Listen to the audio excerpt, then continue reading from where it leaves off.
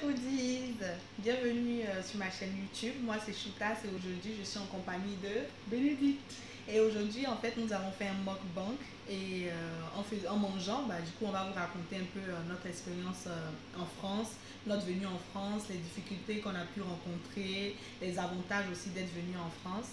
Et je laisse Bénédicte du coup se présenter et vous dire aussi ce qu'elle fait. Les abonnés de Choutas, donc moi c'est Bénédicte. Donc je suis jeune cadre dans une société de la place et en même temps aussi entrepreneur, voilà. Donc je confectionne des sauces piquantes et de la marinade fait maison, voilà. Et je tiens à souligner que c'est très bon d'ailleurs. Donc nous allons en fait faire notre plat, nous allons accompagner notre plat des sauces piquantes. Donc au menu aujourd'hui on a de la loco, du poisson thon, du coup on va faire du garba, de la tiéké, des beignets de crevettes et puis là on a l'assortissement d'oignons, tomates et concombres. Voilà.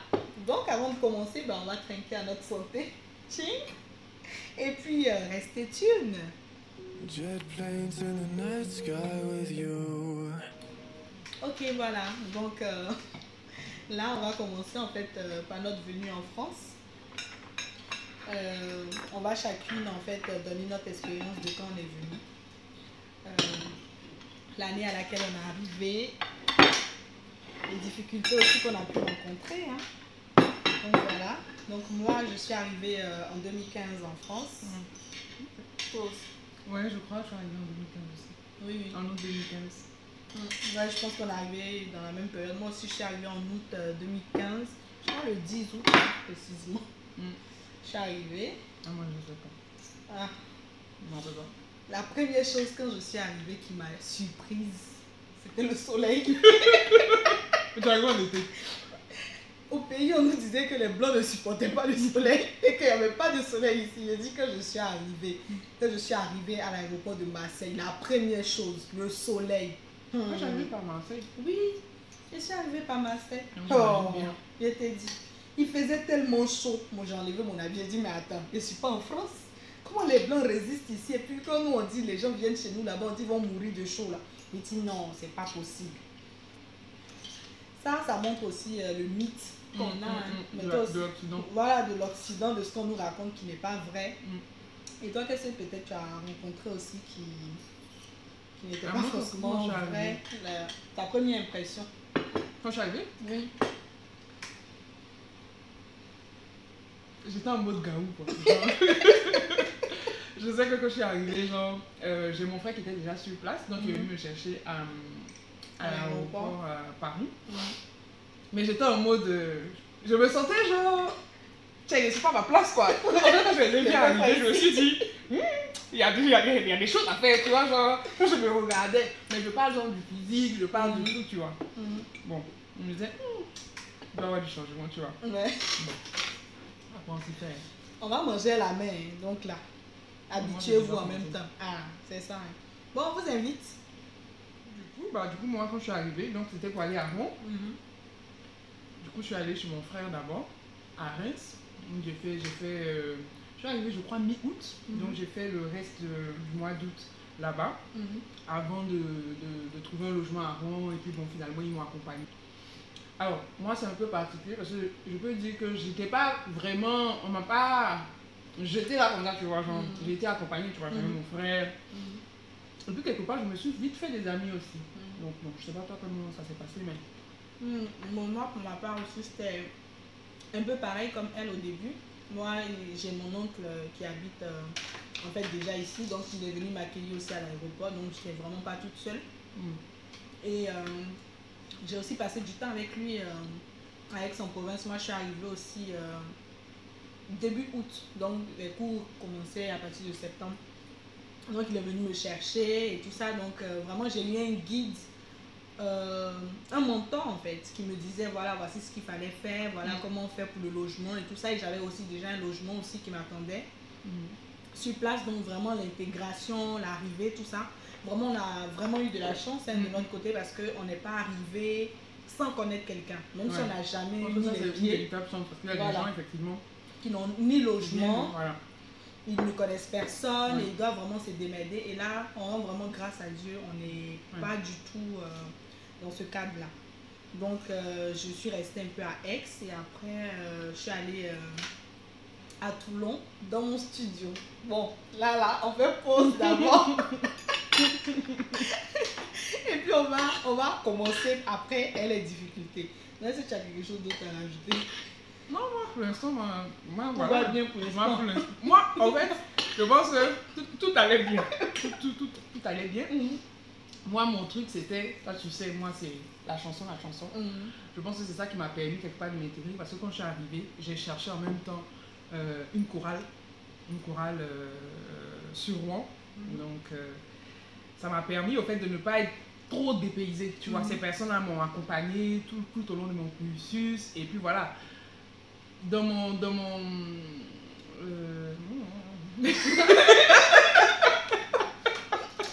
et puis ça fait aussi. Dans mon cursus, il n'y a pas beaucoup de femmes en fait, enfin, de ma spécialité, il n'y a pas beaucoup de femmes, je me rappelle, dans ma promotion. Et donc je me suis... j'avais un grand groupe d'amis, tu vois, c'était que des garçons. Et une seule fille, que je salue d'ailleurs, une Algérienne. Voilà, c'est ce groupe-là qui m'a permis un peu de tenir, tu vois. Mais je suis très sociable, très sociable. Je me fais facilement, enfin, j'ai pas de difficulté à me faire d'amis. Je vais vers les autres. Et puis, je suis du genre à vraiment aller chercher, tu vois. Je ne reste pas là, me morfondre. Voilà, je suis pas restée à la maison. Je me suis inscrite à la chorale. J'avais un papa qui était mon maître de cœur, tu vois. Voilà. Et puis, j'avais mes amis aussi. Voilà, que tu connais, voilà. Un ami qui m'a vraiment accompagné. On te salue. Voilà, on te salue, je ne dis pas le nom, mais il sait, il se reconnaît. Voilà, donc ça fait que voilà, ces personnes étant déjà sur place, ayant l'habitude, tu vois, connaissant un peu comment je vais dire, le pays, l'environnement, et puis la situation aussi des étrangers qui viennent, des étudiants étrangers qui viennent, qui laissent leur famille et puis qui viennent. Donc ces personnes m'ont accompagné. Donc j'ai vraiment pas, en tout cas, première année, deuxième année, il n'y avait pas de soucis. Je ne sais pas pour toi. Moi pour moi là. Les montagnes russes. En tout cas, moi, ma première semaine s'est bien passée. Comme je disais, j'ai passé cette première semaine chez mon oncle et tout ça. Donc la première semaine s'est passée. Moi, mes problèmes ont commencé quand il m'a déposé à Toulon, dans mon studio. Mais la première semaine, tu étais où? Excuse-moi. La première semaine, j'étais à Aix. D'accord. Donc en fait, la première semaine, franchement, j'étais contente d'être là. Famille, au fait. Oui, j'étais en famille et j'étais contente d'être là. Tu vois, c'est le moment où tu prends les photos pour montrer aux gens que tu es arrivé. Tu vois, ils ne savaient pas ce qui m'attendait. Donc j'étais vraiment heureuse même d'être là, quoi. Et là, une semaine après, donc du coup, comme c'est pas dans la même ville, on retourne dans ma ville aussi parce qu'il y avait l'état des lieux qui était programmé et tout ça pour que je puisse rentrer dans le logement. Donc le premier jour, on a fait l'état des lieux. Après, comme il y avait des amis aux alentours, donc on allait les voir et ils m'ont déposé le soir. Donc franchement, ma première nuit s'est bien passée. Mais mes problèmes ont commencé quand je me suis réveillée le lendemain et que j'ai vu que j'étais toute seule. J'ai dit, je précise que j'avais un studio de 20 mètres carrés, mais pour moi, c'était vraiment comme si j'étais en prison. Oui, c'était la première fois que je me retrouvais dans un petit logement comme ça, sans avoir une autre pièce à aller, à part dans les toilettes, quoi. Donc, pour moi, j'avais l'impression d'être enfermée. Et puis le silence, oh là là.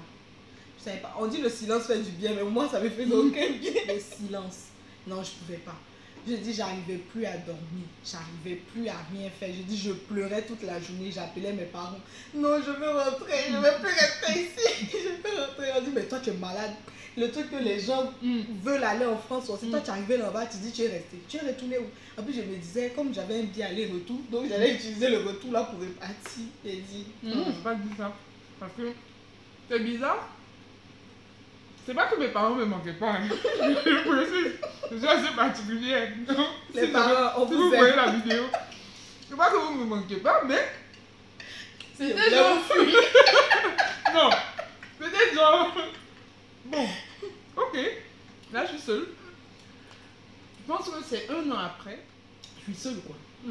Genre, je stresse seule dans la maison. Il n'y a personne avec qui je vais rigoler. Il n'y a personne qui va crier Béné, Bénédicte, tu vois. Et je sais que c'était 1 an après, je pense que les examens c'était vraiment difficile, hein, c'est pas, voilà. c'est là que je me suis dit, ah là, j'aurais bien aimé avoir mes parents, tu vois, à mes côtés, ou avoir mes frères et soeurs à mes côtés, même si mon frère était là, mais il est à Reims, tu vois, ma soeur, elle n'est pas du pays.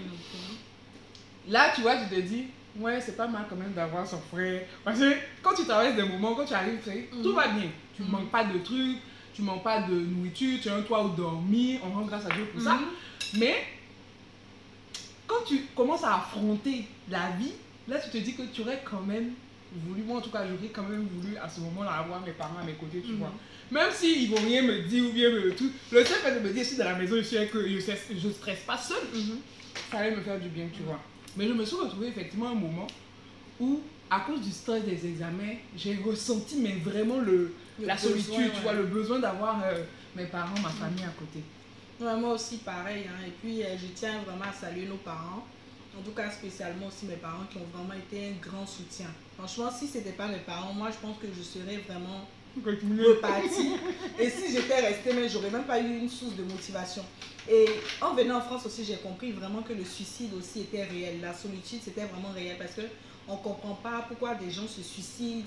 On se dit, mais comment on peut arriver à se suicider, à être tout seul comme ça. Mais quand tu te retrouves tout seul dans un pays étranger, dans une ville, voilà, en 4 murs, dans une ville étrangère où tu connais vraiment personne, et puis tu as l'école, les difficultés de l'école et tout ça, franchement, si tu n'es pas bien entouré, tu sombres, tu sombres. Mais regarde la situation aujourd'hui avec le Covid et tout. Les étudiants, je les plains. Parce que là, en fait, tu n'as plus de contact. Moi, je me dis, si j'étais arrivée à ce moment-là en France, je pense que dès le début, j'aurais craqué. Parce que si je n'ai pas craqué, c'est parce que j'avais des personnes, tu vois, j'ai rencontré d'autres personnes, on sortait, on faisait des choses. Mais là. Mais moi-même déjà, je suis arrivée dans une période où le Covid n'existait même pas. Mais déjà, je me sentais vraiment seule.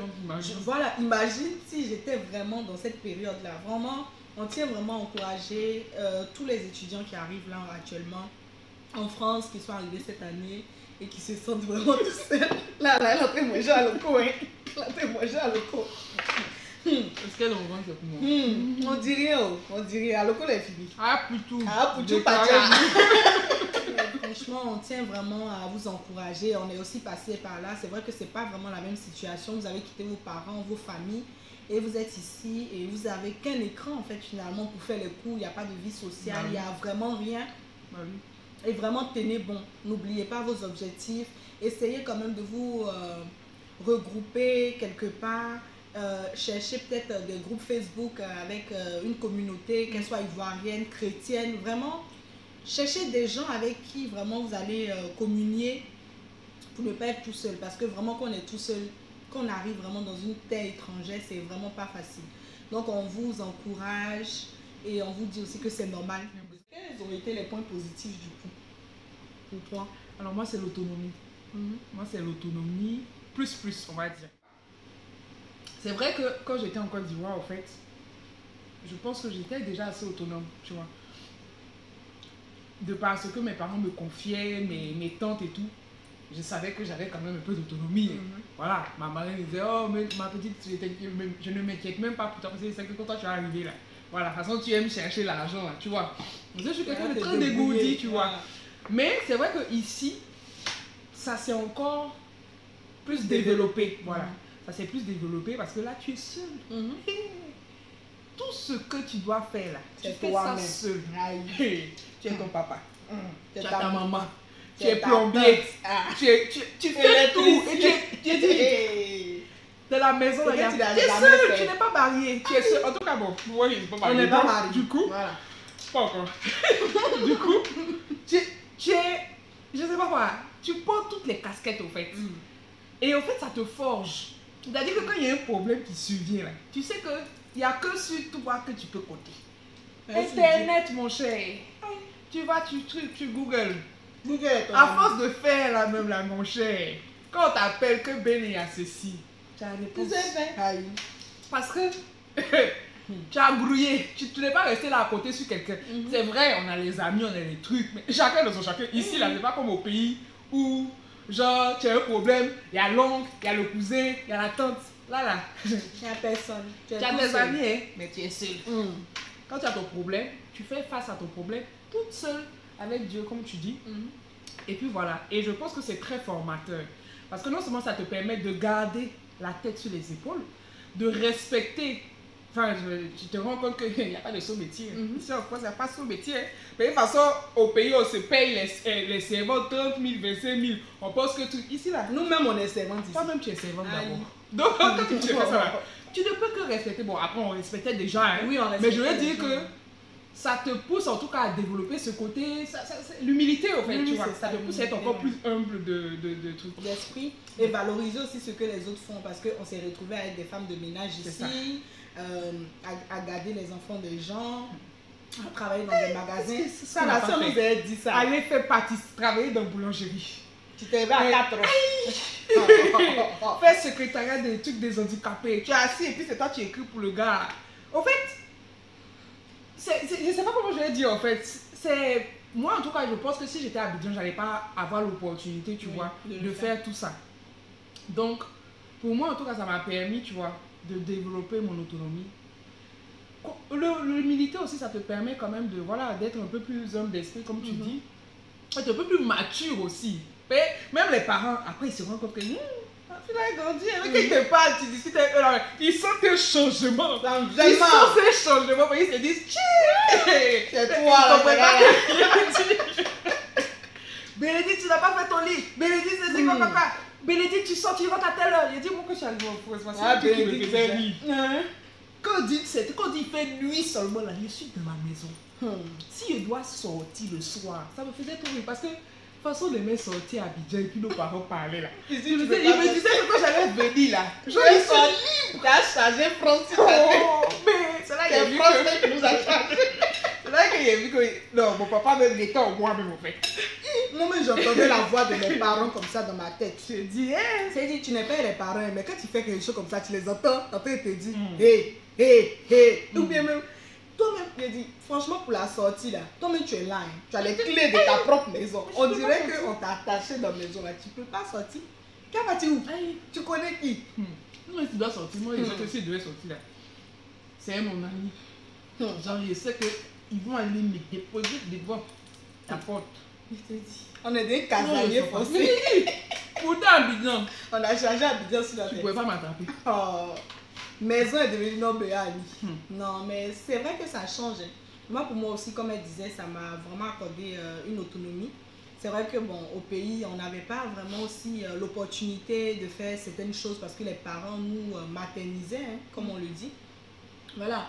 Donc ici, toi-même, il faut t'occuper des papiers administratifs, des choses comme ça et tout ça. Et heureusement que vraiment, on est des personnes qui se débrouillent, on est vraiment dégourdis et tout ça. Donc, on n'est pas resté là. Donc, moi, vraiment, j'ai appris cette autonomie-là. J'ai grandi aussi en maturité. Ça m'a permis aussi de me connaître moi-même parce que je n'avais pas forcément le temps de passer du temps avec moi-même. Tu te découvres. Voilà, là, je me suis découverte.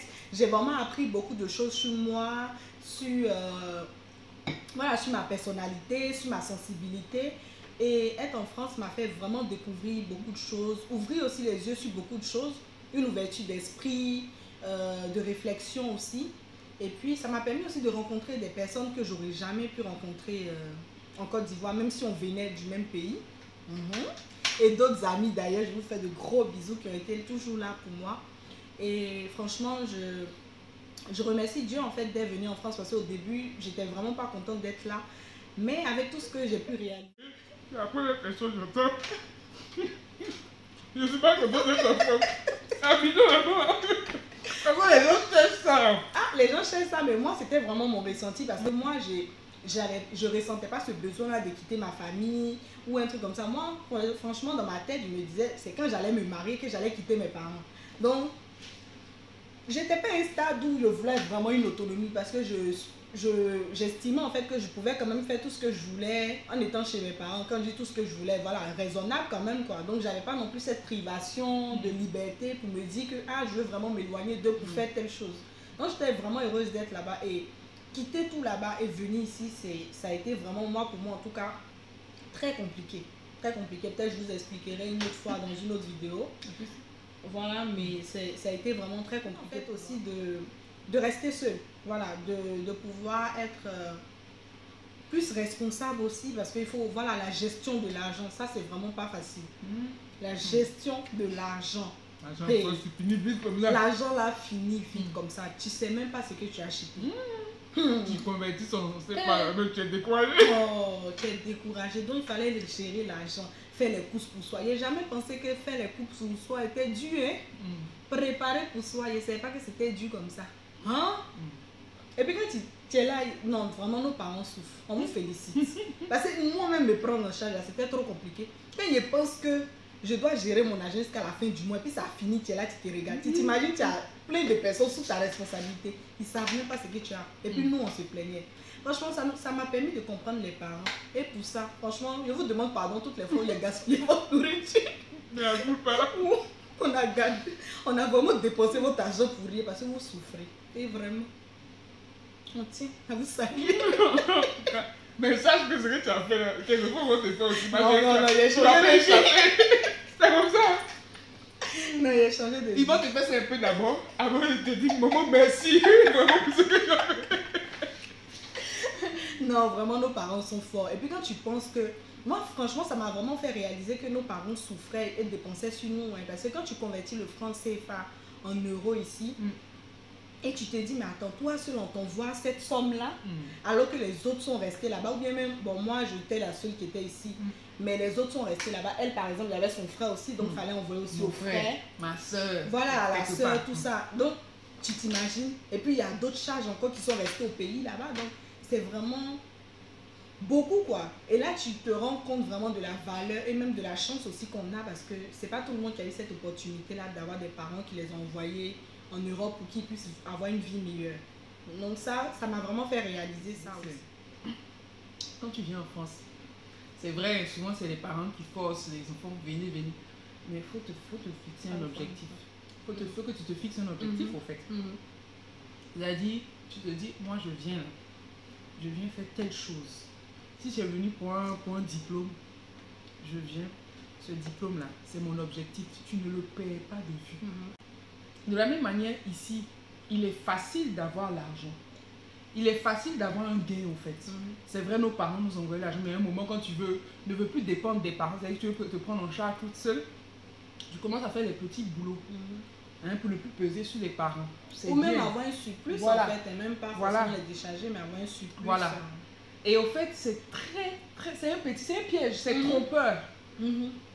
Parce que, ici, là, c'est le SMIC. Souvent même plus. Donc, facilement, tu peux te retrouver à la fin du mois, toi, étudiant, avec 2 000 €. Tu vas te dire, mais attends. Donc, papier, il est fait là, mais il n'est pas fini. Il gagne 2 000 €. Mais il me fatigue pourquoi, en fait? Tu vois? Donc, je peux passer, faire le ménage et puis avoir 2 000 €. Pourquoi il me fatigue? Donc, je peux aller laver assiette et puis avoir 2 000 €. Puis, c'est moi, je suis là, étudiant, on dirait. Mais on tient à préciser que les 2 000 €, tu cumules quand même beaucoup de boulot. C'est le boulot qui donne 2 000 €. Donc, ne pensez pas que... Bon. 1 200 €. En tout cas, tu vois là, 1 200 €. Tu cumules. Il faut faire gaffe. Parce que facilement, tu te retrouves 1 500 €. 1 000 €, ça fait 600 000. Tu peux te retrouver 1 million même. Oui. Si tu convertis en ce moment, tu te retrouves 1 million dans petit job, emploi étudiant, on appelle job étudiant. C'est vrai. Et puis tu vas te dire, il y a beaucoup de personnes qui finalement se sont dit, mais il faut quoi à l'école au fait? Voilà, c'est ça. Il peut avoir l'argent, tout, il paye mon loyer. Ah, erreur. Erreur monumentale. Erreur. Parce que ici, là, de toute façon, on te donne. C'est comme ça, on prend. Donc, si on t'a donné, là, quand tu as commencé à payer un peu, là, c'est là que tu vas te rendre compte qu'au fait, c'était un piège. Parce que quand la moitié de ton argent va partir et que tu vas devoir t'asseoir, mais il te dit, mais comment je vais faire pour joindre les deux bouts maintenant? Ce sera trop tard. Ce sera trop tard parce qu'en fait, tu auras négligé en fait ce pourquoi initialement tu es venu. C'est pour ça que quand tu commences à faire un job, il faut te dire, au fait, ce job-là, c'est temporaire. C'est temporaire. Ça me permet d'épargner, ça me permet de tout, mettre un peu de côté pour mes projets à venir et tout. Mais focus mon diplôme, si c'est diplôme, je suis venu chercher. Focus emploi, même si c'est parce qu'il y a des gens, ils ont fini leur truc ici et puis ils viennent chercher un emploi. Voilà, je suis... Mais reste focus sur ton objectif. Peu importe ce qui va arriver, il ne faut pas te laisser distraire. Maintenant, si après tu as commencé à travailler, que bon, tu dis que bon, tu veux faire tout, mais au moins, va jusqu'au bout de ton diplôme. Ne t'arrête pas à j'ai gagné 1200 euros, 1300 euros, donc en fait, finalement. Erreur monumentale, hein? Monumentale, hein? Écoutez, hein? Les gens ont vécu. Erreur monumentale. En ce temps, tu es étudiant, tu ne payes pas impôt. C'est ça. Non, mais laisse ta fête d'impôt, même tu es étudiant, tu es toute seule. Tu vois? Là, tu n'as pas d'enfant, tu n'as pas de partenaire, tu n'as personne à charge. Donc, tu es toute seule. Donc, clairement, tu te dis 1200 euros pour moi toute seule. Oh, j'ai beaucoup d'argent. Commence à avoir. Commence même déjà à avoir 1200 euros où ils vont te couper la carte. Ou tes parents ne vont plus t'envoyer l'argent. Et puis, malheur. Et puis, c'est toi-même qui dois envoyer. Voilà, c'est toi qui dois envoyer. Et puis, même, tu te retrouves à faire un enfant. Voilà, tu te retrouves à faire un enfant. Ou même, tu vis avec quelqu'un. Mais les 1200 euros là, laisse-moi te dire que ça ne va pas t'envoyer quelque part. 1200 euros là, ça va devenir comme si tu gagnais 100 000 francs CFA dans ta main. En Côte d'Ivoire. Et puis en plus de ça, tu as les impôts encore à payer. Donc vraiment, restez vraiment concentré sur ce que vous faites. On ne vous dit pas, voilà, c'est pas facile. On ne vous dit pas de ne pas faire les jobs. Oui, en faisant ce job-là, tu te dis, moi, en tout cas, si tu as envie de finir dans ça, ok, tu peux laisser tes études, faire ça. Mais tu es venu en France pour un but. Si tes parents ont pris, ils t'ont choisi pour venir là, ils ont payé pour toi, ils se sacrifient pour toi, vraiment va au bout de tes objectifs. Va au bout de tes idées. Même si tu n'as pas d'objectif, fixe-toi des objectifs. Tu es venu faire quoi en France? C'est la question en fait qu'on doit se poser. Qu'est-ce que je suis venu faire en France? Qu'est-ce que je veux obtenir en venant en France? Qu'est-ce que je veux devenir? Et ça, cet objectif-là, tu l'as en mémoire et tu avances en fait. Tu ne regardes pas les amis qui sont à côté, qui se disent « Oh, mais toi, on va plus à l'école. On va gagner 1200 euros. » Oui, 1200 euros aujourd'hui, ça peut être bien. Mais pense à demain. Pense à demain. On n'est pas venu ici, comme on dit, pour regarder l'eau, pour regarder la mer. Ça, c'est vraiment les embuscades en fait qui sont là, qui te détournent de ton chemin. Ça a l'air beau, ça fait rêver et tout, de commencer à toucher de l'argent et tout ça. Mais est-ce que tu penses que dans 5 ans, les 1200 euros là, ça va te servir à quelque chose? Sachant que le coût de la vie augmente et puis les salaires voilà, n'augmentent pas. Les salaires n'augmentent pas, les coûts de la vie augmentent. Et toi, tu vas te retrouver avec ton même niveau, peut-être bac ou bac plus 1, bac plus 2 que tu es venu faire ici. Tu vas te retrouver avec ça, mais tu ne seras même pas payé dans 5 ans avec cet argent-là. Donc vraiment, il faut garder cet objectif en tête, comme elle a dit. Chercher un boulot pour aussi avoir son autonomie. Et aussi, je l'ai dit aussi à tous ceux qui pensent que vraiment c'est un saut métier, se rabaisser, aller faire le ménage, tout ça. Non, ça te permet d'être responsable. Ça te permet aussi de savoir ce que c'est que vraiment gagner l'argent à la sueur de son front. Et puis en plus, c'est son écrit sur ton front. Voilà. Est-ce que c'est écrit quelque part que tu fais ménage? C'est pas écrit quelque part. Quand tu te zangouais l'argent des ménages, là, est-ce que tu n'es pas sûr? Quand l'argent des ménages là vient chaque jour sur ton compte. Elles sont écrit que tu as payé ça Louis Vuitton comme quelqu'un qui ne fait pas ménage. Elles sont écrit sur ton sac Louis Vuitton là que ménagère. Ménager, ils n'ont pas écrit ça. Que tu reçois la lettre de ta banque pour dire chaque mois qu'on t'a versé ça. Est-ce que tu retournes ça au propriétaire pour dire que non, il a fait ménage? Non. Il n'y a pas de saut métier. Tout ça, ça nous permet de nous forger, de nous rendre responsables, de nous rendre vraiment matures, quoi. Et ça te fait réaliser que l'argent que j'ai gagné là, je ne vais pas le dilapider comme ça, comme si... Voilà, de toute façon, tu as souffert en faisant ménage là. Des fois, mais tu es dans une grande maison, tu finis ménage ici, tu dois aller surveiller un enfant là-bas, tu dois aller faire ceci, faire cela. Quand tu finis ça là, quand même l'argent là, même quand on te donne pour bouffer même là, tu as dit non, je ne bouffe pas. Tu as peur même de ton argent. Donc vraiment, il faut vraiment vous encourager aussi à pouvoir persévérer dans ce que vous faites. C'est pas facile de venir sur une terre étrangère et de pouvoir prospérer, de pouvoir aller de l'avant. Mais rien n'est impossible. Si nous, on a pu aussi, moi, j'ai pas encore fini, on a vraiment, nous, pas fini ce qu'on fait, mais on est quand même sur la bonne voie. Et on tient aussi à vous encourager pour dire que si aujourd'hui, nous, on est là et qu'on fait cette vidéo aussi pour vous encourager, c'est que rien n'est impossible. C'est vrai qu'au début, quand tu vas arriver, les difficultés que tu connais, tout le monde les a connues. Peut-être d'autres ne te le diront pas, mais les gens ont connu même 1000 fois pire. Nous, vraiment, moi, je peux dire même qu'on a vraiment... Ce qu'on dit comme difficulté qu'on a connu, c'est vraiment même pas des vraies difficultés. Parce qu'il y a des gens qui sont arrivés, ils n'avaient pas de logement. Ils étaient arrivés, ils connaissaient personne. Ils ont dormi dans la rue d'abord, avant même de trouver un logement. Donc, quand tu penses à tout ça, vraiment, nous, franchement, on est chanceux parce qu'on avait un logement. On n'avait pas de problème, en tout cas, sur ce plan-là. Aucun problème. Mais vraiment, il faut persévérer. Il faut aussi se donner les moyens. Il faut aussi se donner les moyens d'y arriver aussi. C'est pas évident. Hein. C'est vrai, on dit, il y a l'argent facile. Oui, oui.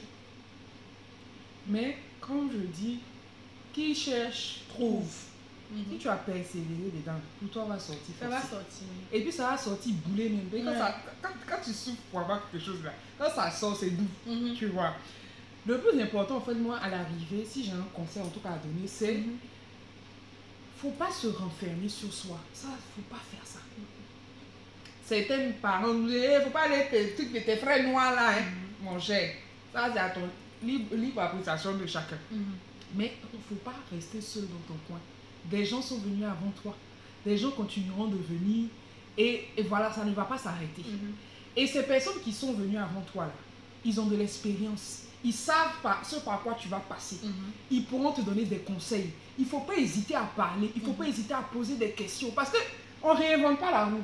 C'est des choses qui ont existé. Les difficultés, ne pas trouver de travail. Même quand tu à un moment, cherches les stages, les alternances, les quoi. C'est des choses par lesquelles les gens sont toujours passés. Par lesquelles les gens sont toujours passés. Et moi, je peux vous dire que c'est dur. Mais quand tu persévères et que tu as de bonnes personnes à tes côtés, des personnes qui t'accompagnent, parce que tu peux pas y arriver seul. C'est vrai, tu es autonome, machin. Mais concrètement parlant, quand tu rentres dans les faits, tu as besoin de l'autre. Tu as besoin du dévancier. Tu as besoin de lui, de son expérience, pour savoir sur quel pied danser, sur quel pied tu dois marcher, au fait. Et il faut tenir compte. Il ne faut pas suivre, je ne dis pas de suivre tout et n'importe quoi. Voilà. Il y a des gens, quand tu les regardes, tu sais que tu peux leur faire confiance. Leur parcours témoigne. Ils n'ont pas besoin de te dire. Quand tu les regardes là, tu sais que oui, c'est quelqu'un qui, je peux avoir confiance. Quelqu'un qui peut me donner des conseils sérieux et qui vont me permettre moi aussi d'avancer. Voilà. Il ne faut pas se rabattre, se dire que oh non, c'est dur, oh non, c'est truc. Non. De toute façon, c'est dur là. C'est comme ça, les gens sont passés de nez et puis ils sont sortis. Et puis ils sont bien, tu les vois, truc. Donc moi, en tout cas, si j'ai un conseil, ne restez pas seul. Inscris-toi dans une communauté. Moi, c'est la chorale. Mes jobs là, c'est mon maître de cœur qui m'a donné. Je lui ai dit, tu vois, bouge, je ne suis pas resté là dans mon coin. Quand l'été vient, je dis, papi, je veux un truc job. Même s'il peut ou il ne peut pas, mais il sait que sa fille cherche. Il va commencer à alerter un peu. Même si ce n'est pas lui directement, de bouche à oreille. Et puis bam. Tout ce que j'ai fait la même. En fait, j'ai toujours eu quelqu'un qui était avant, qui m'a dit, Béné, ah non, il faut marcher comme ça, ah non, fais pas comme ça, ah marche comme ça, et puis truc. Et puis je continue. Parce qu'on est dedans, hein, on n'a pas encore fini. Mais faut avoir un mentor, faut lui faire confiance, faut écouter ce qu'il dit. Et puis ne pas rester seul, ne pas rester dans son coin. Voilà, s'inscrire dans les communautés, s'inscrire dans les associations étudiantes. Voilà, essayer de s'ouvrir aux autres aussi. Non seulement c'est bon pour la culture, ça te permet voilà, de développer un peu ton côté, ne restez pas seul, ne vous asseyez pas sur vos difficultés. Sachez que tout le monde est passé par là. Et que même si la personne à qui tu te confies ne peut pas tout de suite t'aider, le fait de lui en parler, si vraiment la personne peut parler de bouche à oreille, là, tu vas avoir pour toi. Oui, c'est sûr. Tu vas avoir pour toi. En tout cas, si tu es quelqu'un de bien, parce que des gens vous connaissent. On vous connaît. On vous connaît. On si vous tu es connaît. quelqu'un de bien, tu es truc, voilà. Il faut être serviable parce que le bienfait n'est jamais perdu. C'est jamais Tout perdu. ce que nos parents ont fait là-bas, là, les sacrifices, moi, ma maman l'appelle Caritas. Là. Moi, aujourd'hui, quand je suis là et puis je regarde un peu, je me dis, je ne suis pas chanceuse, c'est ce que ma maman a fait là. C'est ça qui me suit un peu. Si moi aussi, je ne fais pas là, bah, tu ne vas pas avoir ça. Mais c'est comme ça, en fait. Rester serviable. Et puis, à notre tour aussi, les gens seront toujours là pour nous aider. Les gens seront toujours là, pas pour faire ce qu'on a à faire, mais pour nous montrer au moins le chemin. Voilà, c'est ça. Et je voulais aussi rajouter que quand vous aussi, vous êtes des anciens, des doyens, comme on le dit, hein, qui êtes là, quand les autres viennent, vraiment, vous aussi ne vous renfermez pas. Essayez d'accueillir du mieux que vous pouvez. Si vous voyez même un jeune étudiant comme vous qui vient d'arriver, un jeune frère, que vous le connaissez ou pas, si vous pouvez l'aider à s'intégrer, vous pouvez l'aider à s'intégrer. C'est pas en lui disant, vous pouvez lui montrer les démarches à faire, lui dire, ah, il existe telle chose. Le fait de lui dire là, ça ne va pas faire que lui va venir diminuer en fait ce que toi tu as. Non. Mais il faut être ouvert à vraiment aider les gens. Nous, on a vraiment eu des gens qui nous ont aidés. Moi, mon oncle, il a été là pour moi. Je veux le remercier là, à travers cette vidéo. Je veux vraiment lui dire merci parce que ses conseils, d'être toujours là, vraiment me conseiller, me guider, s'il n'était pas là, je ne serais pas là aussi où je suis parce que lui, il a accompagné ce que mes parents ont fait en lui, en étant ici. Et moi, j'ai essayé aussi du mieux que je pouvais aussi d'accompagner certaines personnes et tout ça. Donc, ne pensez pas que parce que les gens vont vous trahir, ça va arriver. Parce que les gens vont vous faire du mal, ça va arriver, que vous n'allez pas aider d'autres personnes. Donc, vraiment, ceux qui sont là depuis longtemps aussi, quand vous voyez vos jeunes frères arriver, surtout dans cette période-là, vraiment, accompagnez-les. Je veux dire un truc. Ouais. Il y a des gens là, tu sais, ils sont déjà passés, ils ont tendance à décoller. Oui. Le petit vient t'expliquer ses problèmes. Et puis tu mets piment dessus. Oh, ici, là, c'est comme ça, hein, que mon cher, mon gars, tout ça. Oh, arrêtez ça. Non, arrêtez ça. Arrêtez ça. Arrêtons, c'est pas bon. Oui.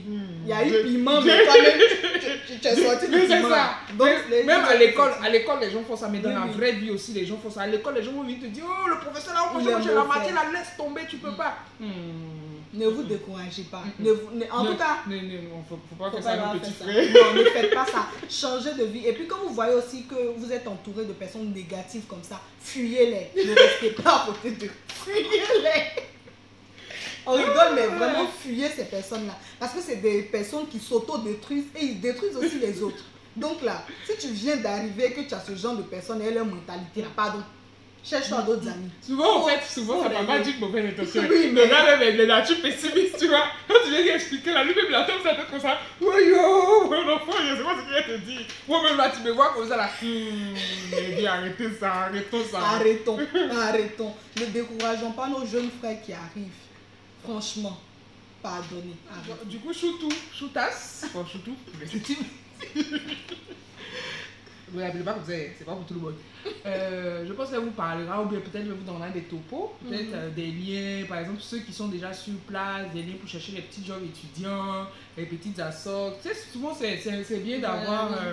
Parce que souvent on ignore, mais les choses existent. Les petits trucs Z et tout qui peuvent vous permettre de vous alléger un peu financièrement et puis de plus vous concentrer aussi sur vos études parce que travailler et puis travailler, étudier là, c'est pas, pas facile, hein? Ah bon. Donc voilà, je pense que effectivement peut-être un jour elle va traiter le sujet voilà, et puis truc. Et puis vous aussi, si vous avez peut-être vous avez regardé notre vidéo et vous voulez aussi que je parle d'un certain sujet, même la réinviter aussi, hein, parce que là elle est en visite chez moi, on l'a réinvité aussi pour qu'on fasse des vidéos ensemble sur des sujets aussi. N'hésitez surtout pas aussi dans la barre de commentaires, dites-nous aussi ce que vous avez pensé de cette vidéo, les choses que vous voulez aussi qu'on aborde et tout ça. Et j'essaierai du mieux que je peux aussi d'apporter aussi mon expérience aussi pour pouvoir édifier d'autres personnes et les aider aussi à traverser ça. Hey. Bon bah, notre vidéo tire à sa fin. Voilà, on a pas fini de manger, on va terminer ça en aparté. Aïe. Et puis les vraies choses doivent commencer, les os là, on mange pas ça devant la Je caméra. pense ça devant la caméra. Là on dirait, on est civilisé là. Ah, notre dessin nous attend. Hein. C'est vraiment. Oh. Bon, c'est pas grave. On vous retrouve très prochainement. Et puis j'espère que vous avez vraiment aimé cette vidéo. Vous avez rigolé aussi avec nous parce que nous on a vraiment pris plaisir à vraiment filmer cette vidéo. On vous fait de gros bisous. Protégez-vous, portez vos masques, respectez les mesures barrières. Et puis on se retrouve très bientôt. Pour finir la vidéo. On donne les préventions. Ok. Donc le mot de fin. Hein. Bah non, je te laisse, mais en tout cas moi j'étais ravie d'être là aujourd'hui. J'ai bien mangé, comme vous pouvez le voir, que j'ai terminé. Et voilà, si, comme elle a dit, si vous voulez me revoir, vous pouvez voilà, lui dire. Hein. Et je reviendrai. Voilà, elle reviendra. On fait de gros bisous.